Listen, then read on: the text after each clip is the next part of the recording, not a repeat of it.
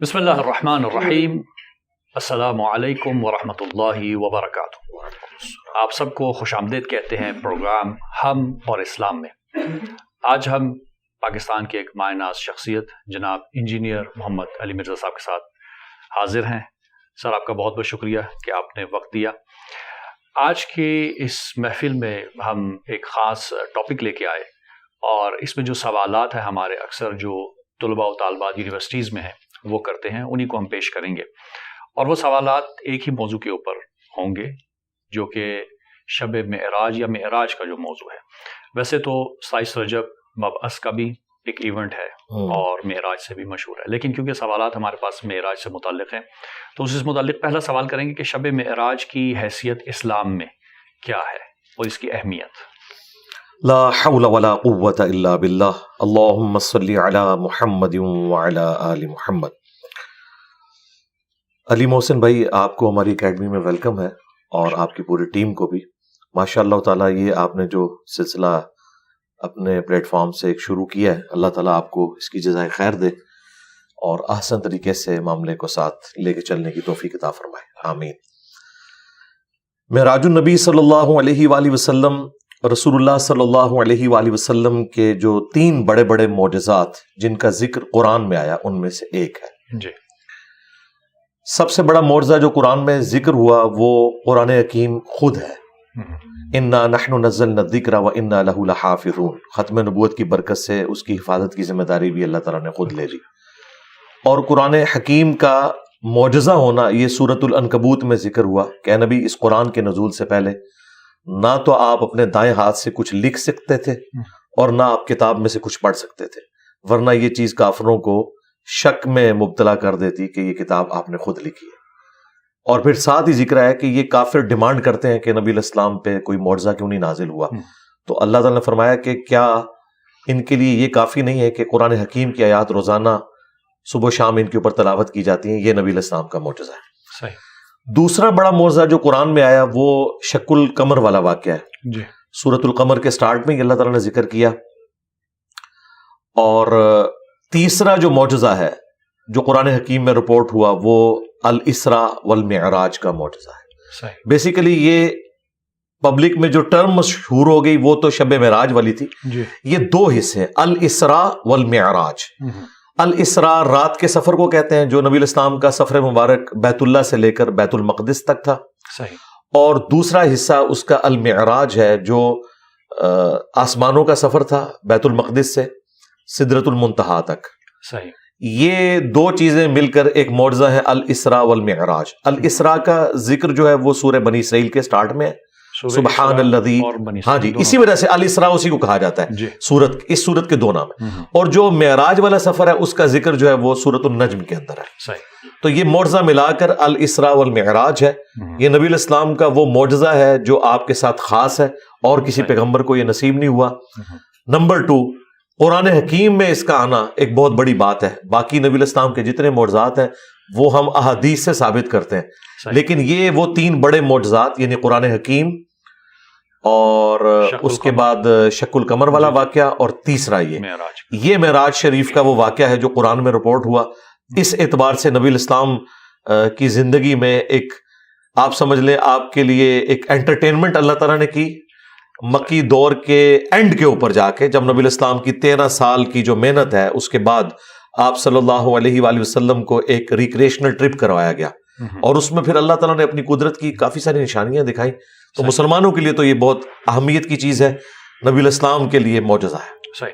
اچھا، جب معراج کا ذکر آتا ہے تو بعض علماء نے تاریخوں میں لکھا بھی کہ ایک اوپن ہارٹ سرجری بھی ہوئی تھی، تو اس کی کیا آپ کہیں کہ کیا پروفز ہیں، کیا واقعاً نبی جو ہے وہ اس قابل نہیں تھے اور واقعاً ان کو پاکیزگی کی ضرورت تھی؟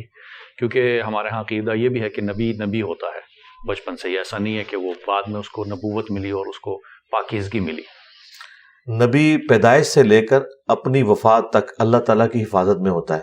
صحیح۔ وہ اعلان نبوت جس وقت مرضی کرے، اللہ تعالیٰ جب چاہتا ہے وہ اسے مبعوث فرما دیتا ہے۔ صحیح۔ یہ جو ہارٹ سرجری والا معاملہ ہے یہ نبی علیہ السلام کے ساتھ صرف شب معراج نہیں ہوا، اس سے پہلے بھی ایک دفعہ ہوا۔ شب معراج کے حوالے سے صحیح بخاری صحیح مسلم میں آتا ہے کہ نبی علیہ السلام کا سینہ چاک کیا گیا، آپ کا دل جو ہے وہ دھویا گیا زمزم کے ساتھ، اور اس کا جو تشت تھا، جو برتن تھا، وہ جنت سے حضرت جبرائیل علیہ السلام لے کے آئے تھے، اور نبی علیہ السلام کے دل میں ایک خون کا لوتھڑا وہ ریموو کیا گیا. یہ سب باتیں سمبولک ہے.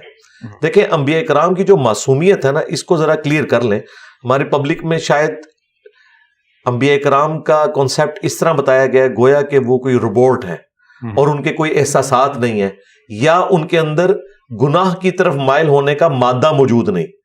مادہ موجود ہے لیکن خوف خدا کی وجہ سے وہ گناہ کرتے نہیں ہیں. اس میں ان کی فضیلت ہے، نہ کہ یہ کہ انہیں فرشتہ ہی بنا دیا جائے، ورنہ تو پھر فرشتے افضل ہوئے.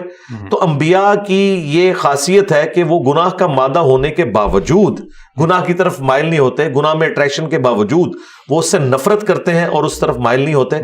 اس کا ثبوت سورہ یوسف میں ہے کہ یوسف علیہ السلام بھی اس عورت کا قصد کر لیتے اگر اپنے رب کی برہان نہ دیکھتے. تو اگر پبلک کا کانسیپٹ مانا جائے جو عوام الناس میں معصومیت کا یا عصمت انبیاء کا عقیدہ ہے، وہ تو قرآن کی روح سے تو پھر فیل ہو جائے گا. اللہ تعالیٰ فرمایا کہ یوسف علیہ السلام بھی قصد کر لیتے اگر رب کی برہان نہ دیکھتے. ان کا کانسیپٹ تو یہ ہے کہ وہ قصد کبھی بھی نہ کرتے. نہیں، اللہ تعالیٰ نے اسپیشل پروٹیکشن دی ہے.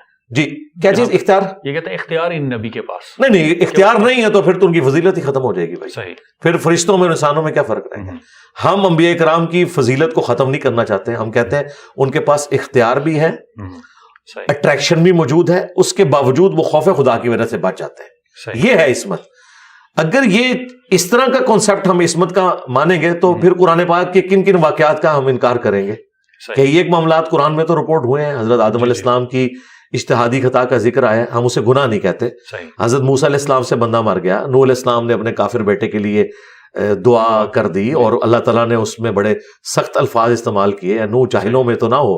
تو یہ چیزیں ہیں.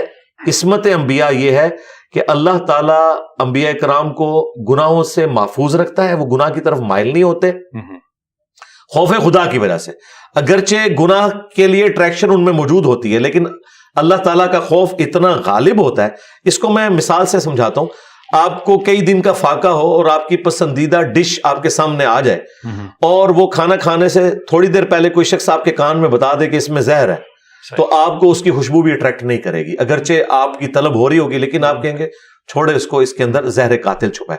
انبیاء کرام علیہ السلام یا ان کے اہل البیت یا اولو العزم جو صحابہ کرام ہیں، ان پہ خوف خدا کا غلبہ اتنا ہوتا ہے کہ وہ خوف خدا کی وجہ سے اس گناہ کی لذت میں جو چھپا ہوا سزا والا ایلیمنٹ ہے وہ اتنا ڈومیننٹ ہوتا ہے کہ وہ اپنے آپ کو اس سے دور رکھتے ہیں. بالکل صحیح. اچھا، معراج کے حوالے سے جو کہا گیا، کیا ایک ہی معراج تھی؟ کیونکہ بعض جگہوں پہ ہے کہ متعدد معراج، یا تاریخوں میں بھی تھا کہ قبل از بعثت ہے یا بعد از بعثت. اس میں بھی اکثر الجھایا جاتا ہے. جنرل پبلک پوچھنا چاہتی ہے کہ کیا ایک تھے یا نہیں، کیونکہ مختلف اوقات میں ہوئے تو اس لیے اس طرح کی الجھن. دیکھیں، جو الاسراء والمعراج مشہور ہے جس کو ہم ذکر کرتے ہیں، وہ تو ایک ہی دفعہ ہوا ہے. صحیح. اور وہ نبی الاسلام کو جسم اور روح دونوں کے ساتھ کروایا گیا. اچھا. جو روحانی معراج والا معاملہ ہے انبیاء کرام کے ساتھ وہ ہوتا ہے. بخاری مسلم میں حدیث ہے کہ نبی علیہ السلام پر جو وحی کا آغاز ہے وہ سچے خوابوں سے ہوا. آپ رات کو ایک خواب دیکھتے تھے اور صبح وہ واقعہ ہو جاتا تھا. یہ آپ کو سگنل ملنے شروع ہوئے. پھر صحیح مسلم میں حدیث ہے، میں اس پتھر کو بھی پہچانتا ہوں جو بعثت سے پہلے مجھے سلام کیا کرتا تھا. یہ سگنل آنا شروع ہو گئے. پھر نبی علیہ السلام کا دل اچاٹ ہوا دنیا سے. آپ علیہ السلام غار حرا میں عبادت کرنا شروع ہو گئے اور پھر وہاں پہ باقاعدہ قرآن پاک کی وحی کا آغاز ہوا، جو وحی مطلوع ہے جس کی تلاوت کی جاتی ہے. لیکن وہ والی جو وحی ہے جو خواب کے ذریعے ہوئی وہ تو پہلے سٹارٹ ہو گئی تھی. اور انبیاء کرام کے خواب وحی الہی ہوتے ہیں. قرآن حکیم میں سورہ الصافات میں ابراہیم علیہ السلام کو اللہ تعالیٰ نے خواب کے ذریعے یہ حکم دیا تھا کہ وہ اپنے بیٹے کی قربانی کریں. قرآن حکیم یعنی اس میں جڑ موجود ہے اس عقیدے کی. پھر بخاری مسلم میں حدیث ہے کہ خواب نبوت کا 46واں حصہ ہے. تو خوابوں کے ذریعے انبیاء کرام کے لیے تو ڈیفینیٹ وحی الہی ہوتی ہے، اس میں شیطان کی دخل نہیں. غیر نبی کے خواب میں شیطان کی دخل ہو سکتی ہے. الاسراء والمعراج والا جو واقعہ ہے، جو ہم ایک معجزے کے طور پر پروڈیوس کرتے ہیں لوگوں کے سامنے، اگر وہ صرف خواب والا معاملہ ہوتا تو کفار مکہ کو بھی ماننے میں کوئی آر نہ ہوتی. صحیح. انہوں نے جو انکار کیا خواب میں تو انہوں نے کہا ٹھیک ہے خواب میں تو جو مرضی آپ دیکھتے رہے, لیکن یہ بیداری میں واقعہ تھا اور اس کا معجزہ ہونا اس اعتبار سے ایکسٹراڈنری ہونا اسی وجہ سے ہے کہ یہ سب کچھ بیداری میں ہوا. البتہ اس کا موڈ برزخی ہے, کوئی اسے آبزرو نہیں کر سکتا کہ وہ یہ کہ میں اس رات یروشلم میں ہوتا تو میں انبیاء کرام کو دیکھ لیتا. بھئی وہ اندر بھی موجود ہوتا نہ دیکھ سکتا, صحیح, کیونکہ یہ برزخی موڈ ہے. موسیٰ علیہ السلام کو صحیح مسلم میں آیا کہ میں نے قبر میں نماز پڑھتے ہوئے دیکھا, تو وہ اللہ تعالیٰ نے معجزانہ طور پہ وہ چیز دکھائی ہے, وہ عام بندہ اسے آبزرو نہیں کر سکتا. ایک برزخی موڈ ہے, ان سین بیریئر ہے. اچھا, اب جب یہ سفر شروع ہوا, کیونکہ سورہ اسراء کی جب ہم بات کرتے ہیں تو خداوند متعال نے کہا کہ رات کی سیر کروائی مسجد الحرام سے مسجد اقصی, اور پھر تو یہ جسم کیسے اوپر چلا گیا؟ محدودیت نہیں ہے؟ نہیں, اوپر تو بعد میں گیا نا, پہلے تو ٹریول کیا براق کے ذریعے. وہ ایک سواری آئی, اللہ تعالیٰ نے اسپیشل حضرت جبرائیل علیہ السلام کے ذریعے وہ سواری براق, اس کے ذریعے یہ آلموسٹ اس زمانے میں تو آپ سمجھ لیں 40 دن کا سفر تھا جو پیدل سفر کیا جاتا تھا. تو اس میں واقعی ایک معجزہ ہے, ایک رات میں چلے جانا نبی علیہ السلام کا. تو یہ چونکہ ایک چیز معجزہ ہے, اسے سائنس کے ساتھ کسی بھی طریقے سے ریلیٹ کرنے کی ضرورت نہیں. اور یہ جتنے مفکرین معجزات کو سائنس کی نظر سے دیکھتے ہیں یہ بالکل ظلم کر رہے ہیں, انہیں پتہ ہی نہیں ہے کہ کس بد عقیدگی کا شکار ہے. اگر کسی بھی نبی کا کوئی معجزہ سائنٹیفکلی ثابت ہو جائے تو وہ معجزہ نہیں رہے گا, کیونکہ معجزے کا مطلب ہے عقل کو عاجز کر دینے والی چیز. فزیکل فینومینا آف نیچر میں جو چیز آتی ہے اسے توڑنے کا نام معجزہ ہے. کیونکہ بھی ڈسکشنز ہیں نا کہ بھائی کس طرح سے یہ سائنس کیا پروف کر سکتی ہے, نہیں کر سکتی. لامحدود کے کاموں کو محدود ذہن میں لانے سائنس اگر ثابت کرے گی نا جی اس کو تو معجزہ نہیں رہے گا, یہ ذہن میں رکھیے گا. یہ ان علماء کو, ان مفکرین کو پتہ ہی نہیں ہے کتنا خطرناک کھیل کھیل رہے ہیں. مثلا نبی علیہ السلام کے بارے میں صحیح بخاری میں آتا ہے, ایک صحابی جن کی پنڈلی ٹوٹ گئی تھی, آپ نے اپنا دستے اتھر اس کے اوپر پھیرا, وہ اسی وقت بالکل ٹھیک ہو گئی. اب ایک میڈیکل کی فیلڈ کا بندہ آپ کو بتا سکتا ہے کہ یہ سائنٹیفکلی پاسبل نہیں, اس کے لیے کیورنگ پیریڈ 6 سے 10 ہفتے تک آلموسٹ چاہیے, فوراً اس کا ٹھیک ہو جانا. یہ فزیکل فینومینا آف نیچر, قانون قدرت کو توڑنے والی چیز ہے. حضرت ابراہیم علیہ السلام کے لیے آگ کا ٹھنڈا ہونا یہ سائنٹیفکلی کیسے ثابت کریں گے؟ آگ تو ہمیشہ جلاتی ہے. یہ نان سائنٹیفک ہو جائے گا معاملہ, سائنس کے بالکل الٹ, فزیکل فینومینا آف نیچر کا اللہ تعالیٰ پابند نہیں ہے. لہٰذا یہ معراج کے سفر کو, آسمانی سفر کو آئنسٹائن کی تھیوری کے ساتھ ریلیٹ کرنا بالکل بنتا ہی نہیں. وہ بالکل اپوزٹ چیز ہے. انہوں نے تو میرا خیال ہے تھیوری آف ریلیٹیوٹی بھی نہیں پڑھی ہوئی ہے, اس میں تو اس طریقے سے بات ہی نہیں ہوئی ہے. اور پھر اگر ان چیزوں کو آپ لے کے چلیں گے تو نبی علیہ السلام نے تو کوئی خلائی لباس بھی نہیں پہنا ہوا تھا. بالکل صحیح. اتنی سپیڈ کے ساتھ تو ڈسکوری شٹل جب واپس آ رہی تھی تو اس کے ساتھ کیا ہو گیا تھا. ٹھیک ہے, تو یہ اس کو سائنٹیفکلی ثابت کرنے کی کوشش کرنا یہ بالکل ظلم پہ مبنی ہے, یہ ٹوٹلی معجزہ ہے.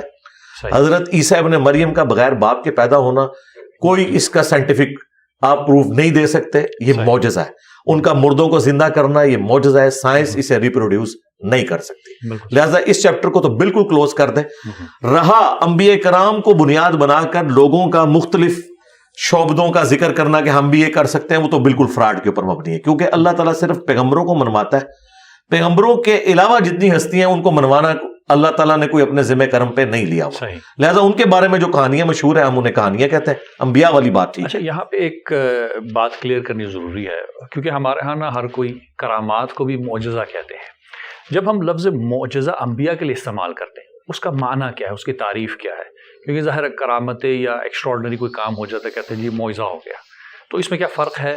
جی فرق ہے اس اعتبار سے کہ معجزہ اگرچہ عربی میں لفظ استعمال ہوتا ہے عقل کو عاجز کر دینے والی چیز, لیکن قرآن و سنت میں اس کے لیے ٹرم معجزہ نہیں ہے, آیتن ہے, اللہ کی نشانی.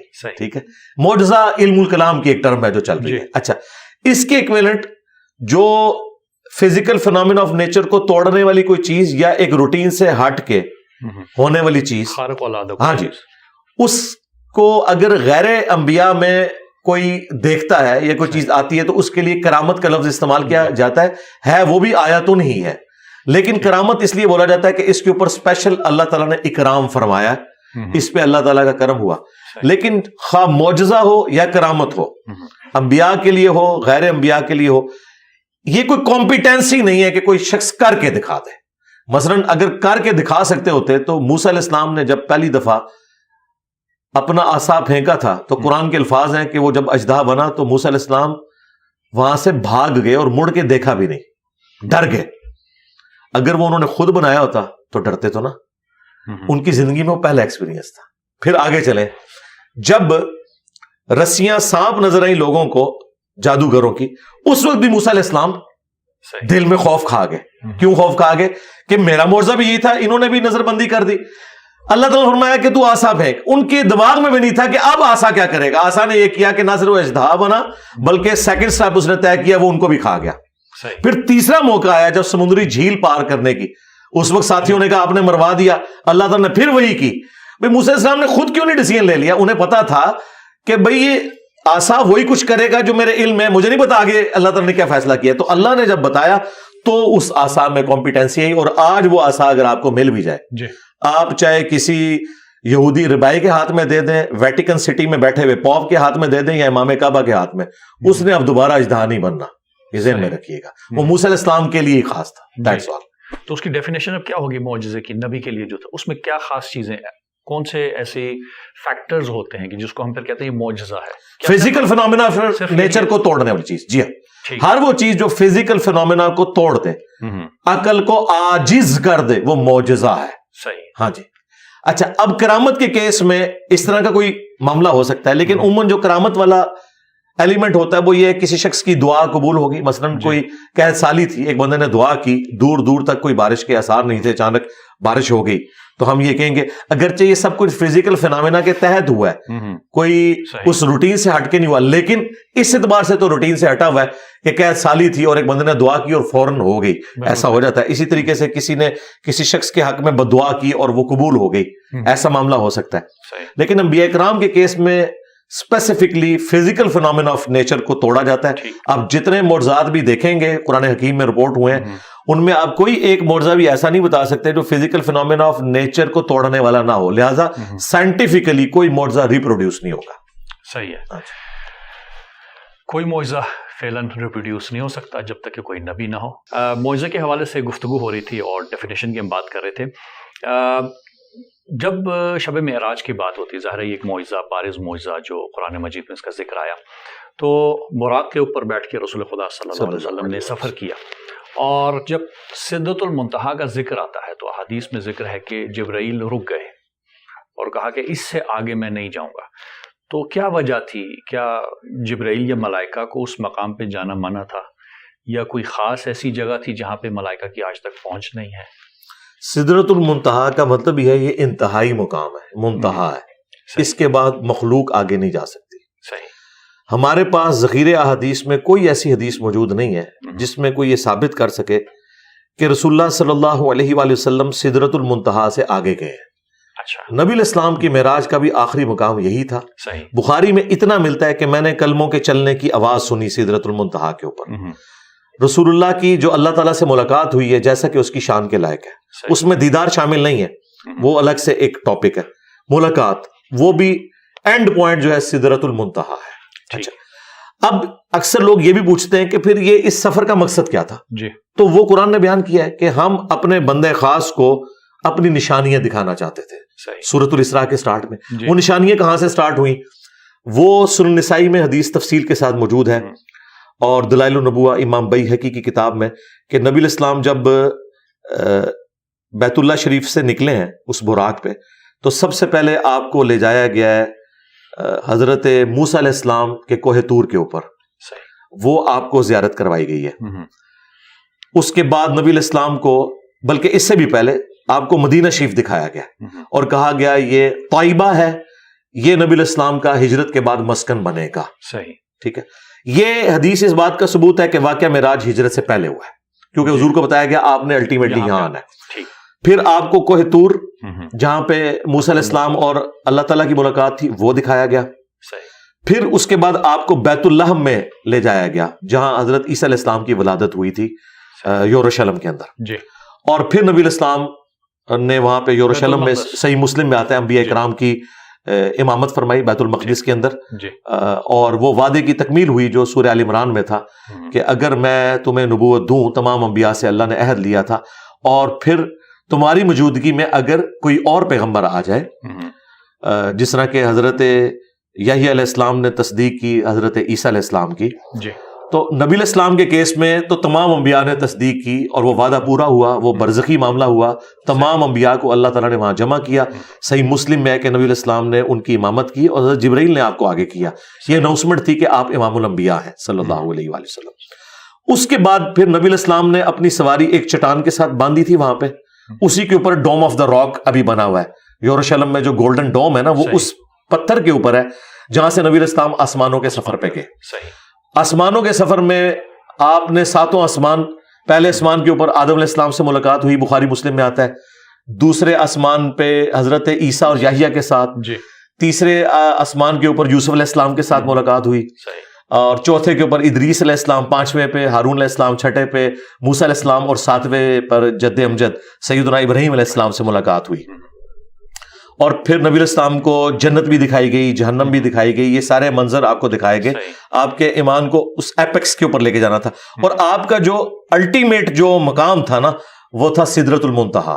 وہیں پر نبی علیہ السلام کو اللہ تعالیٰ نے 3 تحفے دیے، صحیح مسلم میں آتا ہے، 5 نمازوں کا تحفہ، دوسرا سورۃ البقرہ کی آخری 2 آیات، وہ اس دنیا پہ نازل نہیں ہوئی ہیں، وہ آسمانوں میں نازل ہوئی ہیں، اور تیسرا آپ کا جو امتی بھی شرک نہیں کرے گا اس کی الٹیمیٹ مغفرت کی بشارت ہے، یعنی چاہے وہ گناہوں کا عذاب بھوگتے، شفاعت ہو، الٹیمیٹلی اس نے بخشا جانا ہے جس نے دنیا میں شرک نہ کیا ہو۔ یہ 3 تحفے آپ کو ملے، کیونکہ شرک تو خدا معاف نہیں کرے۔ جی اچھا، نمازوں کا ذکر آیا تو بعض اوقات سوال یہ آتا ہے کہ کوئی بارگیننگ ہو رہی تھی کہ آ رہے تھے، پھر ایک نبی نے کہا کہ بھائی اور کم کرائیں، پھر اوپر جاتے تھے، تو جی بالکل ایسا ہوا ہے۔ دیکھیں یہ اللہ تعالیٰ کی سنت ہے، اس چیز کو مایوب سمجھنا تو اسی طریقے سے ہے کہ کوئی شخص انبیاء کرام کے دنیا میں آنے کو مایوب سمجھے کہ کیا اللہ انبیاء کا محتاج ہے کہ اپنی شناخت کے لیے انسانوں میں سے کسی کو چنے؟ اور یہ کافر اعتراض کرتے بھی تھے کہ فرشتہ کیوں نہیں نازل ہوا قرآن حکیم میں؟ تو اللہ تعالیٰ فرمایا یہ میں ڈیسائیڈ کروں گا نا، کہ میں نے اپنے تک پہنچنے کا وسیلہ توسل انبیاء کو بنایا ہے، جو انبیاء کی پیروی کریں گے وہ میرے تک پہنچیں گے، اور جو انبیاء کرام کی پیروی نہیں کریں گے، خواہ وہ اپنے آپ کو جتنا مرضی نیک سمجھیں، جو مرضی اچھے اعمال کریں، اللہ کے حضور وہ 0 سے ملٹیپلائی ہیں جب تک وہ انبیاء کا پیٹرن اڈاپٹ نہیں کرتے۔ یہ بارگیننگ والا جو معاملہ ہے یہ بخاری مسلم دونوں میں رپورٹ ہوا ہے۔ موسیٰ علیہ السلام کے پاس جب نبی علیہ السلام آئے تو انہوں نے کہا کہ حضرت یہ 50 نمازیں تو بہت زیادہ ہیں، مجھے ایکسپیرینس ہے یہ لوگ نہیں پڑھ سکیں گے، ٹھیک ہے آپ کم کروائیں۔ اور پھر یوں 5 کر کے کم ہوئی اور الٹیمیٹلی 5 رہ گئی۔ موسیٰ علیہ السلام اس پہ بھی راضی نہیں تھے، انہوں نے کہا آپ پھر واپس جائیں، یہ بھی زیادہ ہے۔ انہوں نے کہا نہیں، مجھے حیا آتی ہے اس کے بعد، امت کو حیا نہیں آتی، 5 چھوڑ دیتے ہیں، اور اس کو انہوں نے اتنا اپنے لیے ایک آزمائش سمجھ لیا ہے کہ 5 نمازیں جو ہے نا ہمارے لیے بہت زیادہ ہے۔ تو پھر بخاری مسلم کے الفاظ ہے، اللہ تعالیٰ نے فرمایا کہ پھر ہمارا کال بھی نہیں بدلے گا، نمازیں 5 ہوں گی لیکن ایک نیکی 10 کے برابر ہے، جو قرآن میں آیا سورۃ الانعام کے اندر، یہ پڑھیں گے 5 ثواب 50 کا ہوگا۔ یعنی اللہ کا قول بھی اپنی جگہ موجود ہے۔ نبی علیہ السلام کو جو اللہ تعالیٰ نے نوازش فرمائی اور نوازش آپ کے ذریعے پوری امت کے اوپر ہوئی، تو موسیٰ علیہ السلام کے بھی ہم شکر گزار ہیں۔ شکریہ موسیٰ علیہ السلام۔ صحیح، چلیں اچھا، اب یہ جو مناظر دکھائے گئے ظاہر ہے کوئی حکمت تھی، لیکن کیا کوئی مناظر کے بارے میں کچھ بیان ہوا ہے کہ جنت کے کون سے مناظر دکھائے گئے، کیا چیز دکھائی گئی، اور جہنم کے کون کون سے مناظر رسول پاک صلی اللہ علیہ وسلم کو دکھائے گئے؟ دیکھیں جنت میں جو اللہ تعالیٰ نے نہریں رواں کی ہیں، جو محلات بنے ہوئے ہیں، جتنی تفصیلات آپ کو احادیث کے اندر جنت کے حوالے سے آتی ہیں نا، کہ جنت میں یہ ہے، وہ نبی علیہ السلام کو فزیکلی دکھایا گیا کہ دودھ کی شہد کی نہریں ہوں گی، جس طرح سورہ محمد کے اندر جسے سورہ قتال کہتے ہیں پوری تفصیلات آئی ہیں۔ نبی علیہ السلام کو فزیکلی یہ چیزیں دکھائی گئیں کیونکہ انبیاء کا جو ایمان ہے اللہ تعالیٰ نے اس کو حق الیقین تک پہنچانا ہوتا ہے، تو یہ سارے مناظر آپ کو دکھائے گئے۔ جنتی جنت میں پہنچ چکے ہیں، وہ سب کچھ آپ کو ٹائم میں ٹریول کروا کے پہلے سے دکھا دیا گیا۔ ظاہر ہے ابھی تو نہیں لوگ پہنچے ہوئے، وہ اللہ تعالیٰ نے مستقبل دکھایا پہلے۔ اسی طریقے سے جہنمی جہنم میں پہنچ چکے ہیں، وہ منظر بھی دکھایا۔ نبی علیہ السلام کو جہنم میں جو مختلف لوگوں کے عذابات ہیں، بدکاری کرنے والوں کے، چغلی کھانے والوں کے، غیبت کرنے والوں کے، یہ سارے کے سارے عذابات کی تفصیلات دکھائے گی. اور یہ وہ چیزیں جن کا بہت سا پورشن خواب میں بھی آپ کو دکھایا گیا. جو کہتے ہیں نا خواب کے اندر معراج ہوئی ہے، خواب میں نبی علیہ السلام کو کئی ایک گناہوں کے عذابات جو جہنم میں ہونے والے تھے وہ دکھائے گئے. وہ تو کافی زیادہ تفصیلات ہیں. وہ جسے شوق ہے وہ مشکات المصابیح جو ہم نے یہاں رکھی ہوئی ہے، اس میں معراج کا ایک پورا چیپٹر ہے جی، اس میں بخاری مسلم کے حوالے سے موجود ہے. اور پھر جنت اور جہنم کا بھی جو چیپٹر ہے اس میں بھی اس حوالے سے موجود ہے. نبی علیہ السلام کو جو کچھ دکھایا گیا، بیسیکلی اس پورے ٹرپ کا مقصد نبی علیہ السلام کے ایمان کو ایپیکس تک پہنچانا تھا. وَوَجَدَكَ ضَالًّا فَهَدَىٰ، ہم نے آپ کو اپنی محبت میں خود رفتہ پایا تو ہدایت کے اعلیٰ ترین مرتبے پر پہنچا دیا. اور یہ اعلیٰ ترین مرتبہ تھا جو نبی علیہ السلام کو اللہ تعالیٰ نے شب معراج اپنی قدرت کی نشانیاں دکھائیں، اور سب سے بڑھ کر جو اللہ کی اپنے پیغمبر کے ساتھ ملاقات ہوئی ہے. تو اگر وہ سوال آپ کے پاس ہے وہ دیدار والا، تو میں اسے ریبٹل کر دوں گا اگر آپ کریں گے تو. جی یقیناً، کیونکہ نیکسٹ سوال یہی تھا کہ جو دیدار ہوا، کیونکہ ظاہر اللہ سے ملاقات، اللہ جسم تو نہیں رکھتا، وہ ذات ایسی ہے کہ جو کہ لامحدود ہے. تو یہ ملاقات سے کیا مراد ہے، اور کیا کوئی گفتگو ہوئی اللہ اور نبی کے درمیان؟ ہاں جی دیکھیں، بلا واسطہ. جی ہاں، بلا واسطہ ہوئی، بالکل. دیکھیں اللہ تعالیٰ نے سورہ الشورى کے اینڈ پہ جا کے جو وحی کے 3 موڈ ذکر کیے ہیں کہ اللہ تعالیٰ اپنے بندوں میں سے جب کسی کو چنتا ہے پیغمبر کے طور پر، تو اس کے ساتھ جب گفتگو کرتا ہے حجاب میں کرتا ہے یا اس کے پاس کوئی فرشتہ بھیجتا ہے. اور یہ جو تیسرا اعلیٰ ترین موڈ ہے کہ اللہ تعالیٰ اس کے دل کے اوپر کوئی بات القاء کرے ڈائریکٹلی. اچھا، اب چونکہ اس کی کوئی مثال بیان نہیں کی جا سکتی تو میں اس کو ایکسپلین تو نہیں کر سکتا. لیس کمثلہ شیء، اللہ کی مثل کوئی شے نہیں. الہام بھی تو ہے نا، جس طرح موسیٰ کی ماں پہ ہم نے الہام کیا. جی وہ تو بہت چھوٹا لیول ہے نا جی. صحیح. وہ غیر انبیاء کے اوپر جو الہام والا معاملہ جو اگلی امتوں میں تھا، اس امت میں ختم نبوت کی وجہ سے وہ تو بین ہو چکا. صحیح. اور وہ بھی انبیاء کی نسبت کی وجہ سے ہوا تھا، عیسیٰ ابن مریم کی والدہ کو بھی اور موسیٰ علیہ السلام کی والدہ کو بھی. صحیح. لیکن یہ جو وحی ہے نا، یہ وحی انبیاء والی وحی ہے. یہ ایک ایکسٹراڈنری چیز ہے. وہ تو شاید کی مکھی کے لیے بھی آیا کہ اس پہ بھی اللہ تعالیٰ نے اس کی انسٹنکٹ کے مطابق الہام کیا ہوا ہے. تو نبی علیہ السلام کے ساتھ جو ملاقات والا معاملہ ہے، اس میں 3 ورژن موجود ہیں اس وقت امت کے اندر. میں وہ تینوں بتا دیتا ہوں. جی. بخاری مسلم میں ایک ورژن تو ہے عبداللہ ابن مسعود کا، وہ تو کیٹاگوریکل ڈینائی کرتے ہیں. وہ کہتے ہیں کہ یہ جو قاب قوسین او ادنی والی جو آیت ہے، یہ جبرائیل علیہ السلام اور رسول اللہ کی ملاقات ہوئی ہے.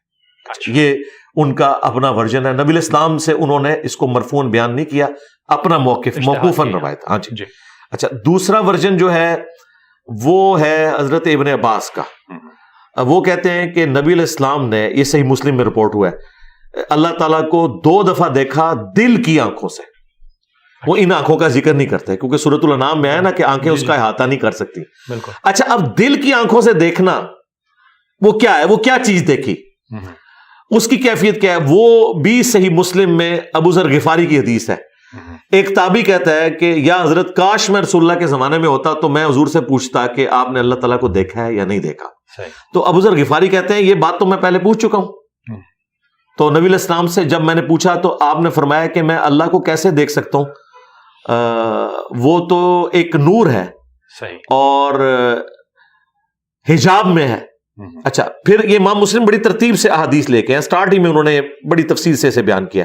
پھر آگے چل کے ابو سعید خدری کی حدیث آئی ہے کہ اللہ کا جو نور ہے اس کے اوپر جو حجاب ہے وہ بھی نور ہے. صحیح. اور مسلم شریف میں حدیث ہے میں نے نور دیکھا، یعنی وہ جو حجاب ہے نا وہ دیکھا. اور الفاظ ہیں کہ اگر وہ نور کا حجاب ہٹ جائے تو کوئی مخلوق اس کی طاقت نہیں رکھتی کہ اسے دیکھ سکے. اب تیسرا ورژن جو ہے وہ اما عائشہ سلام اللہ علیہا کا ہے جو بخاری مسلم میں ہے. وہ تو کیٹاگوریکل ڈینائی کرتی ہیں. وہ کہتی ہیں کہ میں نے تو خود نبی علیہ السلام سے پوچھا ہے تو نبی علیہ السلام نے اس چیز کا انکار کیا ہے جو دیدار الہی والا معاملہ ہے. اور کہا کہ حضرت جبرائیل علیہ السلام کو میں نے دیکھا. اور اما عائشہ کہتی ہیں کہ اس شخص نے اللہ پر جھوٹ باندھا جو یہ کہے کہ نبی علیہ السلام نے اللہ کو دیکھا. تم قرآن نہیں پڑھتے؟ سورۃ الانعام میں آیا کہ آنکھیں اس کا احاطہ نہیں کر سکتی، وہ آنکھوں کا احاطہ کر لیتا ہے. اچھا، ان ساری چیزوں کو جمع کر کے جو آپٹیمل ورژن ملتا ہے وہ یہ ہے کہ نبی علیہ السلام کا اللہ تعالیٰ کو سر کی آنکھوں سے دیکھنا یہ تو ثابت نہیں ہے جی. اچھا، اب دل کی آنکھوں سے مراد کیا خواب کی کیفیت ہے یا کوئی اور کیفیت ہے؟ تو جامع ترمذی میں ملتا ہے کہ میں نے اپنے رب کو خواب میں احسن صورت میں دیکھا، اور پھر نبی الاسلام نے باقاعدہ ایک دعا کی جو رپورٹ ہوئی ہے، اللہم انی اسألک فعل الخیرات وترک المنکرات، یہ لمبی دعا ہے، یہ مسند احمد میں بھی رپورٹ ہوئی ہے، امام ترمذی نے اس حدیث کو صحیح کہا ہے، اور ساتھ انہوں نے لکھا ہے کہ میں نے امام بخاری سے پوچھا تو انہوں نے بھی اس حدیث کو صحیح کہا۔ تو خواب میں دیکھنے کے اوپر تو یعنی اتفاق ہے، دل کی آنکھیں کہہ لیں، خواب کہہ لیں۔ اب جو آخری چیز ہے نا، وہ ہمارے استاد مولانا اسحاق صاحب نے بڑی اچھی بات کی تھی، انہوں نے کہا کہ اگر شب معراج نبی علیہ السلام نے اللہ تعالیٰ کو دیکھا ہوتا تو پھر نبی علیہ السلام کے لیے اب جنت میں کوئی اٹریکشن باقی نہیں ہے، کیونکہ کائنات کی الٹیمیٹ حقیقت انہوں نے دیکھ لی ہے۔ صحیح۔ تو یہ انہوں نے اجتہاد کیا اور یہ بڑا فٹ ان بیٹھتا ہے۔ انہوں نے کہا کہ نبی علیہ السلام کے لیے قیامت کے دن جنت بھی آپ نے دیکھ لی، سب کچھ دیکھ لیا، جی، نبی علیہ السلام کے لیے قیامت کے دن کیا تحفہ ہے؟ وہ اللہ کا دیدار ہے۔ صحیح۔ اس میں اہل سنت اور اہل تشیع کا اختلاف پایا جاتا ہے۔ ایک طرف اہل تشیع یہ بھی بات کرتے ہیں کہ مولا علی علیہ السلام اس وقت تک سجدے سے سر نہیں اٹھاتے تھے جب تک اللہ کو دیکھ نہ لے، دوسری طرف وہ کہتے ہیں کہ اللہ کو دیکھا نہیں جا سکتا۔ ہم کہتے ہیں ایک بات ہمیں بتائیں نا کہ کیا ہے، تو وہ کہتے ہیں آنکھیں نہیں، وہ دل کی آنکھوں سے دیکھتے تھے۔ میں کہتا ہوں نہیں، دل کی آنکھیں ہوں، سر کی آنکھیں ہوں، کیا دل کی آنکھیں اللہ کا احاطہ کر سکتی ہیں؟ وہ بھی نہیں کر سکتی، لیکن اللہ تعالیٰ اپنی شان کے لائق جسے چاہے گا دیدار عطا کرے گا۔ صحیح۔ میں اہل سنت کے موقف کے ساتھ ایگری کرتا ہوں۔ قرآن پاک کی جو آیات ہیں اسے سپورٹیو ہیں کہ جو کفار ہیں وہ اپنے رب سے قیامت کے دن اوٹ میں کر دیے جائیں گے۔ تو اس کا جو الٹیمیٹ نتیجہ یہ ہے کہ اہل ایمان کو زیارت کروائی جائے گی۔ بخاری مسلم میں تو کئی احادیث ہیں، نبی علیہ السلام نے باقاعدہ مثال دی کہ یہ 14ویں رات کے چاند کو تم دیکھ رہے ہو، کتنا واضح ہوتا ہے، اس طرح تم اپنے رب کو جنت میں دیکھو گے۔ اچھا، اب کیا اللہ تبارک و تعالی جو اپنی ذات میں جو ہے اسی اعتبار سے وہ تو مخلوق احاطہ نہیں کر سکتی، لیکن وہ اپنی تجلی کسی طریقے سے اپنی مخلوق کو دکھانا چاہے، جس طرح تو موسیٰ علیہ السلام، جی موسیٰ علیہ السلام کے لیے بھی ہوئی ہے، اگرچہ وہ انڈائریکٹ ہوئی تھی، وہ بے ہوش ہو گئے تھے، جی جی، لیکن انشاءاللہ موسیٰ علیہ السلام کو سلام ہے ہماری طرف سے، ایک تو انہوں نے ہماری نمازیں کام کرائی، دوسرا ان کے لیے بشارت یہ ہے کہ ہمارے نبی نے ہمیں جو خبر دی ہے انشاءاللہ تعالیٰ آپ کی یہ دیدار کی تمنا جو ہے نا جنت میں اللہ تعالیٰ پوری کرے۔ مولا علی کا آپ نے ذکر کیا، مجھے ایک روایت ذہن میں آ گیا، اکثر ہم نے سنا ہے علماء سے کہ کسی نے پوچھا کہ کیا آپ جس کی عبادت کرتے ہیں اس کو دیکھا؟ تو انہوں نے کہا میں بن دیکھے کسی کی عبادت نہیں کرتا۔ تو کہا کہ کیسا پایا؟ تو انہوں نے کہا کہ میں نے اپنی سر والی آنکھوں سے نہیں بلکہ دل کی آنکھ سے دیکھا۔ تو یہاں پہ دیکھنا کیا مجازن استعمال نہیں ہوا؟ کیونکہ ظاہر ہے وہ ذات، جس طرح بھی آپ نے کہا، اس ذات کو تو نہیں دیکھ سکتے، وہ جو تجلی ہے، وہ جو اوصاف ہے، صفات ہے، کیونکہ ہر طرف انسان کو بعض اوقات کہا جاتا ہے کہ جی ہر طرف ہی خدا نظر آتا ہے، تو کیا یہ مراد نہیں ہے؟ یہ مراد ہے، تو میرا خیال ہے صحابہ اکرام اور اہل بیت نے اس زمانے میں خدا کو ویسا نہیں دیکھا جس طرح سائنس کی برکت سے آج ہم دیکھ رہے ہیں۔ صحیح۔ دیکھیں ڈی این اے کی سٹرکچر اور ایمبریو کس طریقے سے بنتا ہے، اور فاسٹ وہ چلا کے کیمرہ جس طرح نیشنل جغرافک پہ ایک بیج کو درخت بنتے ہوئے دکھاتے ہیں، جی، یہ وہ سارے مناظر ہیں جو ہمیں سائنس نے آج دکھا دی ہیں۔ تو اس اعتبار سے تو واقعی اللہ تعالیٰ اپنی قدرتوں سے اتنا عیاں ہے کہ اس سے زیادہ عیاں کوئی نہیں ہے۔ آخر الزماں کے لوگوں کے بارے میں بھی تو روایت ہے کہ ان کا مرتبہ اور ہوگا، کہ جب وہ پرندے لوہے کے پرندے ہوں گے اور بنا دیکھے تم مجھ پہ دیکھ کے ایمان لاتے ہو، رسول خدا نے فرمایا۔ دیکھیں وہ نبی علیہ السلام کو دیکھا نا، جی جی، اللہ تعالیٰ کے حوالے سے تو قرآن میں واضح ہے، ان الذین یخشون ربہم بالغیب لہم مغفرۃ و اجر کبیر، جو بن دیکھے اپنے رب سے ڈرتے ہیں ان کے لیے مغفرت اور اجر عظیم ہے۔ اور سورۃ البقرہ کا آغاز بھی ہے کہ بن دیکھے، جی جی، یہ ہمارا امتحان ہے۔ اللہ تعالیٰ نے جی اپنے آپ کو پردوں میں رکھ کر صحیح، اپنی قدرتوں سے اپنے آپ کو اتنا عیاں کیا ہے کہ اگر کوئی پہنچنا چاہے تو پہنچ سکتا ہے، لیکن اللہ تعالیٰ نے یہ فزیکل فنومین آف نیچر کو اس طریقے سے یعنی اسٹیبلش کیا ہے کہ جو لوگ نہیں پہنچنا چاہتے ہیں ان کو کبھی گمان بھی نہیں ہوتا کہ صحیح، اللہ تعالیٰ کی ہستی ہے۔ یہ جیسے ہم دیکھ لیں کروکوڈائل کے اوپر 40 سال لگا رہے ہیں، نیشنل جغرافک میں بیٹھے ہوئے ہیں، کروکوڈائل کے اوپر 40 سال لگا دیے ہیں، اس کے بنانے والے کی طرف متوجہ نہیں۔ اچھا ایک بات آپ نے بھی کی، آپ نے اپنے استاد کا حوالہ دیا، رسول خدا کے لیے کوئی اٹریکشن نہیں ہے اب قیامت میں، یعنی جنت کو دیکھنے کی، کیونکہ رب سبحانہ تعالیٰ نے جب اپنے آپ کو دکھا دیا، تجلی کروا دی ملاقات میں، تو ہم یہ بھی تو سنتے ہیں کہ وجہ تخلیق کائنات ہی یہ ذات ہے، اور سب سے پہلے نور، جس نور کو خداوند متعال نے خلق کیا، تو ان کے لیے تو جنت تو پھر اٹریکشن تو نہ ہوئی، جس کی وجہ سے، کیونکہ کائنات جب ہم بات کرتے ہیں تخلیق کی، خلقت شروع ہوئی، تو اس میں جنت اور دوزخ بھی تو شامل ہیں یا نہیں؟ دیکھیں جنت کی تو اٹریکشن اللہ تعالیٰ نے ہر انسان کے اندر رکھی ہے، اس میں تو کوئی شک نہیں ہے۔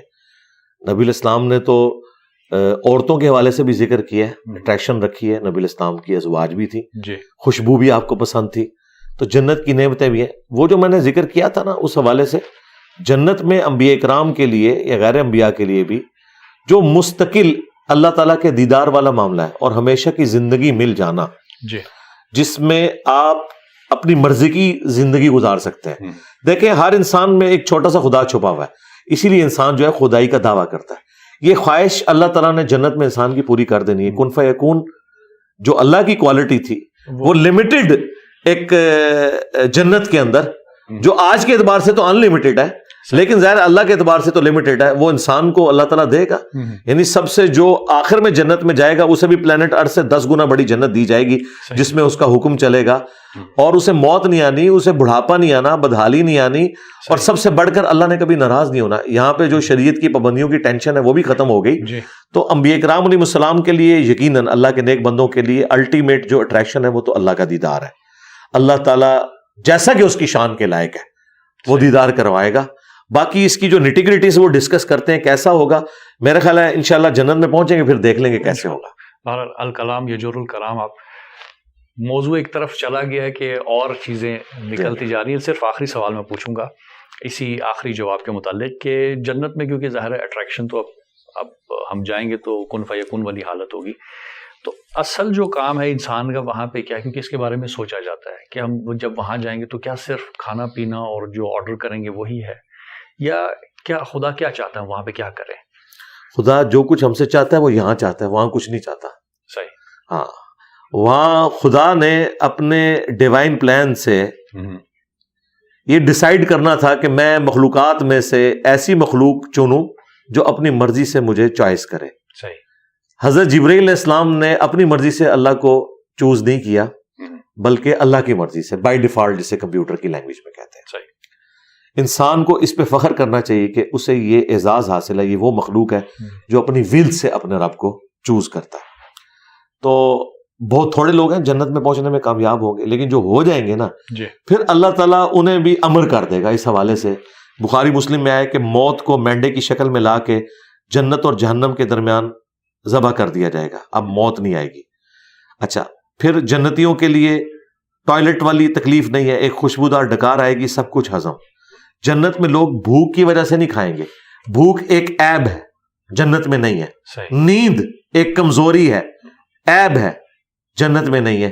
بڑھاپا ایک کمزوری ہے، عیب ہے، جنت میں نہیں ہے۔ یہ ساری کمزوریاں نہیں ہیں، بلکہ ہر ایک چیز، رات نہیں ہے وہاں پہ، دن ہے، تو اس کی ایک آپ سمجھ لیں frame of reference he different ہے۔ وہاں جا کر ہی انسان اس کی کیفیات کو کسی درجے میں صحیح طریقے سے ایکسپلین کر سکتا ہے۔ ہمارے لیے تو یہ ہے کہ جو سورہ سجدہ میں آیا کہ میں نے اپنے بندوں کی آنکھوں کی ٹھنڈک وہ نعمتیں چھپا رکھی ہیں جس کا ان کو کبھی گمان نہیں ہے، اور بخاری مسلم میں آیا کہ نہ کسی آنکھ نے وہ نعمتیں دیکھی، نہ کسی کان نے سنی، نہ کسی دل پہ ان کا گمان گزرا۔ تو بوریت نہیں ہوگی انشاءاللہ، کیونکہ بوریت بھی ایک کمزوری ہے، جنت میں بوریت بھی نہیں ہوگی۔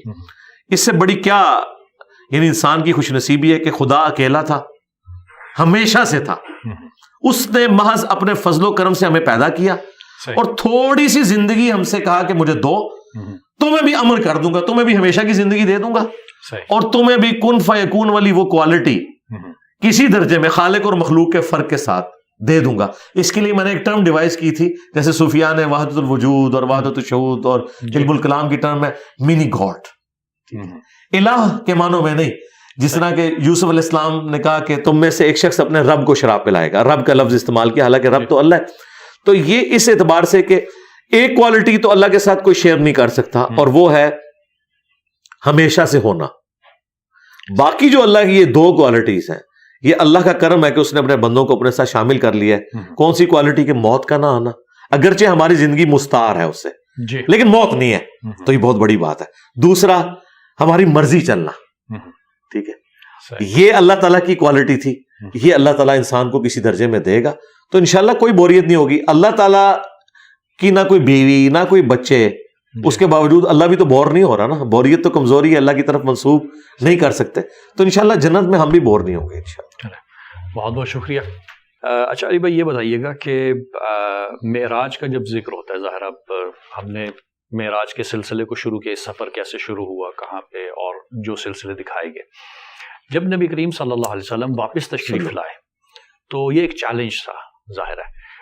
اب اس کی خبر صرف آپ کو ہی تھی اور کسی کو نہیں تھی, تو یہ کس طرح سے بات پھیلی, اور پھر مشرکین کا جس طرح سے اس کے اوپر ریاکشن دکھانا, تو اس حوالے سے اگر تاریخی حوالے سے ہمیں دیکھیں, ریاکشن جو ہے وہ تو آیا یقیناً, ایک ایکسٹراڈنری واقعہ, ابھی بھی ریاکشن آئے گا. آج کے اس دور میں بھی آسمانوں کی سیر تو کوئی سوچ بھی نہیں سکتا, تو ظاہر ایک معجزہ تھا, اور انہوں نے جس طرح باقی چیزوں کا مذاق اڑایا اس کا بھی اڑایا, اور وہ ہمیں المعجم الکبیر طبرانی میں تفصیل کے ساتھ ملتا ہے. دلائل النبوہ میں حضرت ابوبکر صدیق رضی اللہ تعالیٰ عنہ کو باقاعدہ ٹونٹ کیا کافروں نے کہ بتاؤ اگر کوئی شخص یہ دعویٰ کرے کہ راتوں رات وہ بیت المقدس گیا ہے, پھر آسمانوں پہ گیا ہے, ان کا یہ تو پاسبل نہیں ہے. تو ان کا تمہارا صاحب یہی کہہ رہا ہے, تو ان کا اگر رسول اللہ کہہ رہے ہیں نا, تو اس سے بڑی چیزیں میں نے مان لی ہوئی ہیں, تو وہ سچ کہہ رہے ہیں, اور اسی بنیاد پہ آپ کا صدیق لقب ٹھہرا. اچھا, اب اس سے اگلا ورژن بھی آیا ہے جو بخاری مسلم میں آیا کہ پھر کافروں نے کہا اچھا اگر آپ واقعی گئے ہیں نا تو ہم آپ سے کچھ کوسچنز کریں گے, آپ ریبٹل کریں ان کو, بتائیں بیت المقدس کے دروازے کتنے ہیں, کتنی سیڑھیاں آپ چڑھے تھے, کلر کیا تھا دیواروں کا, آپ مجھے بتائیں. مجھے 2 سال ہو گئے اس اکیڈمی کی سیڑھیاں چڑھتے ہوئے, میں نے کبھی گن کے تو نہیں چڑھا. ایک انسان جب زندگی میں گئے ایک دفعہ, اور اس کے لیے تو ایک ایکسائٹمنٹ ہی اتنی ہے, ان چیزوں کی طرف تو توجہ نہیں ہوتی. بخاری مسلم کے الفاظ ہیں, میں حتیم کعبہ میں کھڑا تھا اور لوگ مجھ سے سوال پوچھ رہے تھے, میں اتنا پریشان ہوا کہ اعلان نبوت کے بعد پہلی دفعہ میں اتنا پریشان ہوا تھا کہ مجھے ان کی باتوں کے جواب نہیں آ رہے تھے کہ میں نے اب کیا جواب دینا ہے. تو اللہ تعالیٰ نے اسی لمحے بیت المقدس کو اٹھا کے میری نگاہوں کے سامنے کر دیا. حتیم کعبہ میں حضور کھڑے میں ہیں, اور بخاری مسلم کے الفاظ ہیں, میں بیت المقدس کو اپنے سامنے دیکھ رہا تھا. وہ جو مجھ سے پوچھتے تھے نا, بتاؤ کہ فلاں دروازہ کس جگہ پہ ہے, تو میں دیکھ کے بتا دیتا تھا. تو وہ سارے کے سارے پھر خاموش ہو گئے.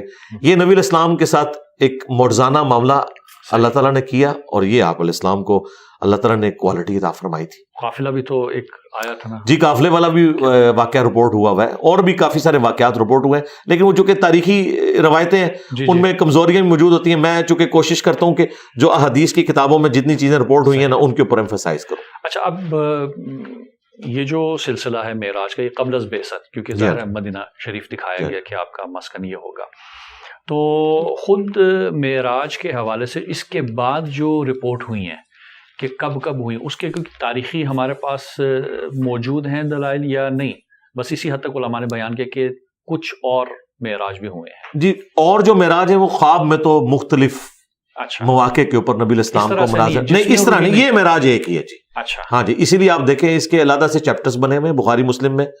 معراج کا واقعہ اس کے اوپر باقاعدہ ایک پورا باب ہے, اس میں تفصیلی حدیث موجود ہے. اسی طریقے سے مسلم شریف میں وہ اسی ایک معراج کی طرف ہی اسے ڈسکس کیا جاتا ہے. جسمی اور روحی دونوں اکٹھا کہتے ہیں, تو اس کے اوپر کیا کوئی نص یا کوئی دلیل ہے؟ جی, دلیل موجود ہے. بعض نے اکتفا کیا بعض روایت میں کہ صرف خواب کے عالم میں, بعض نے صرف روحانی معراج کی بات کی. تو یہ جسمی اور روحی جب ہم اکٹھا کرتے ہیں تو اس کے بارے میں دیکھیں, یہ کچھ دور کی کتابوں میں حضرت عائشہ اور حضرت معاویہ کا قول ملتا ہے, لیکن اصول محدثین پہ وہ ثابت نہیں ہے کہ یہ معراج خواب میں ہوئی تھی. صحیح. البتہ صحیح بخاری میں 3 جگہ پہ امام بخاری یہ روایت لے کے آئے ابن عباس سے انہی لوگوں کو جواب دینے کے لیے. سورہ بنی اسرائیل کی آیت نمبر 60 میں آیا ہے کہ ہم نے جو آپ کو وہ رؤیا دکھایا تھا وہ ہم نے آزمائش بنا دیا ان لوگوں کے لیے. اب رؤیا آنکھ سے دیکھنے کو بھی کہتے ہیں, خواب میں دیکھنے کو بھی کہتے ہیں. ابن عباس یہ آیت پڑھا کرتے تھے اور کہتے تھے کہ یہ رؤیا سر کی آنکھوں سے ہے, دل کی آنکھوں سے نہیں ہے. یعنی ابن عباس اعلانیہ یہ کہا کرتے تھے کہ نبی الاسلام کی جو معراج والا معاملہ ہے یہ فزیکل ہے. پھر عبد کا لفظ بھی صرف روح کے اوپر نہیں بولا جائے گا. ہاں ظاہر ہے, کلیئر کٹ ہے. اہل سنت اہل تشیع کا اس کے اوپر اجماع ہے چند ایک آج کل کے کچھ مستقبل میں بھی آنے والے شاید کوئی مفکرین اس طرح کے معاملات کو گود لیں، لیکن ماضی میں ان کے لیے کوئی اصل نہیں موجود. ماضی میں جو احادیث کی کتابیں ہیں وہ بالکل 180 ڈگری دوسری طرف کھڑی ہوئی ہیں. دیکھیں امام بخاری نے باقاعدہ چیپٹر کی ہیڈنگ میں وہ آیت ڈال کے نیچے ابن عباس کا قول ڈالا ہے تاکہ کوئی اس میں باطل داخل نہ کر سکے اور اس کو کہیں روحانی سفر بنانے کی کوشش نہ کرے. یہ معجزہ تھا. مسلمانوں کو قرون اولیٰ میں پتہ ہی نہیں ہے کہ خواب میں بھی کوئی معراج ہوتی ہے، اس طرح کی معراج.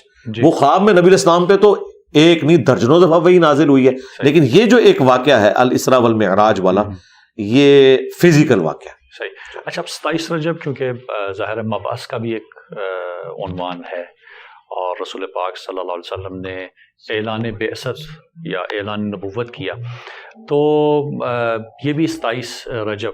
اچھا، اب کیونکہ یہ دو تاریخیں مل گئی ہیں، اکثر ہمارا ہوتا ہے کہ جب اس قسم کی کوئی خاص تاریخیں جب آتی ہیں تو اس کی جو شب ہوتی ہے اس میں کہا گیا کہ یہ خاص اعمال کریں. تو کیا ہمارے سلسلے روایات میں کوئی اعمال ذکر ہوئے ہیں ان خاص راتوں کے لیے، یا نہیں بس ایسے ہی لکھ دیا کیونکہ فضیلت کی رات ہے؟ یہ صوفیاء کے ہاں ہی کچھ انہوں نے نوافل وغیرہ ذکر کر دی ہیں.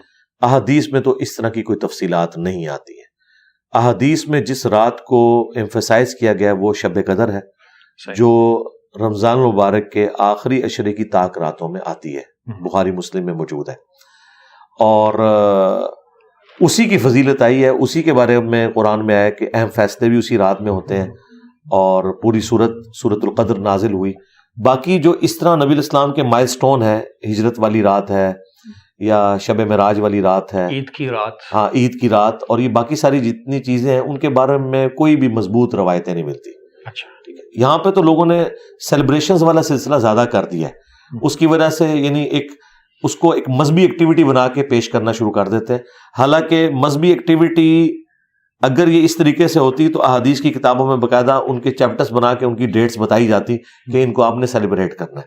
سیلیبریٹ کرنے کے لیے ہمیں جو چیزیں بتائی گئی ہیں وہ عید کا دن ہے، جمعے کا دن ہے، اور اس کے بعد اگر راتوں میں کوئی چیز بتائی گئی ہے تو وہ یہ شب قدر ہے.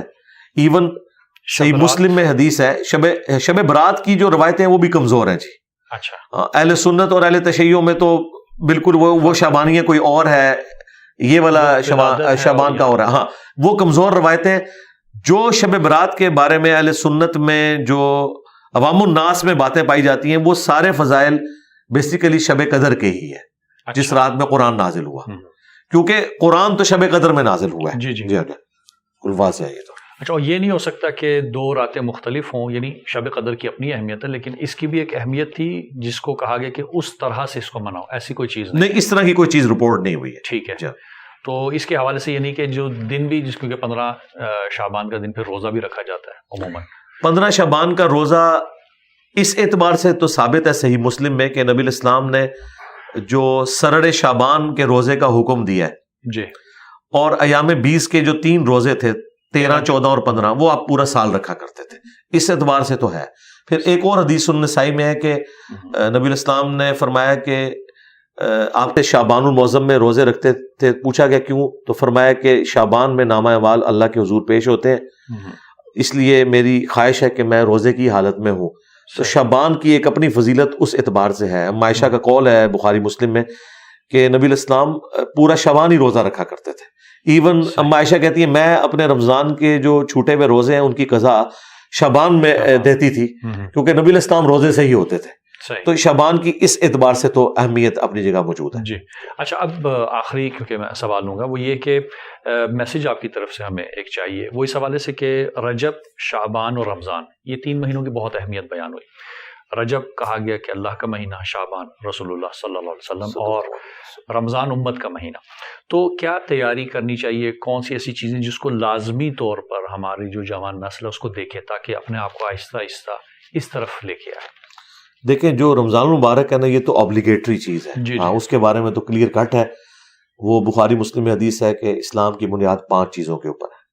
شہادتین کے بعد نماز کو قائم کرنا، زکوٰۃ، اور اس کے بعد رمضان کے روزے اور حج بیت اللہ اگر استطاعت ہو. تو ظاہر ہے شعبان المعظم سے تیاری والا سلسلہ تو شروع ہو جاتا ہے، لیکن اس میں بھی نبی الاسلام نے فرمایا کہ شعبان کے آخری عشرے میں کوئی شخص روزے نہ رکھے سوائے اس کے جو شروع سے رکھتا آ رہا ہے، اچھا تاکہ رمضان کی اہمیت اپنی جگہ رہے۔ دیکھیں رمضان کو تو اللہ تعالیٰ نے اسپیشل پروٹوکول دیا ہے نا، جی شہر رمضان الذی انزل فیہ القرآن، بالکل ٹھیک ہے۔ باقی وہ ٹھیک ہے، رجب کا مہینہ ایک حرمت والا مہینہ بھی اپنی جگہ ہے، اللہ تعالیٰ کے ساتھ اس کی نسبت ہے، لیکن جو رمضان کا مہینہ ہے یہ بھی اللہ ہی کا مہینہ ہے اس اعتبار سے کہ اوبلیگیٹری ایک چیز، ہاں۔ اور پھر دیکھیں رمضان کے اوپر ایک پورا رکوع سورۃ البقرہ میں ہے جس میں روزے کے احکامات بتائے گئے۔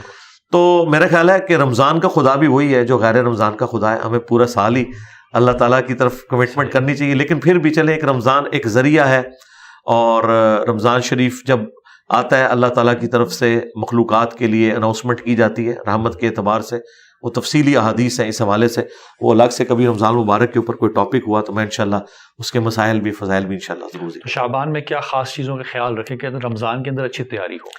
شعبان میں جن چیزوں کا خیال رکھنا ہے اس میں روزوں کی ہی امپورٹنس ہے جو رپورٹ ہوئی ہیں، ٹھیک کہ نبی الاسلام پورا شعبان ہی روزے رکھا کرتے تھے، بہت کم ہوتا تھا کہ آپ کوئی روزہ چھوڑیں، تو روزوں کے اعتبار سے رپورٹ ہوا ہے۔ رہا رجب کے حوالے سے کوئی اہل سنت کے ہاں تو اس طرح کی احادیث نہیں ملتی کہ وہ اسپیشل کسی روزے کا ذکر ہو یا اس طرح کا ہو۔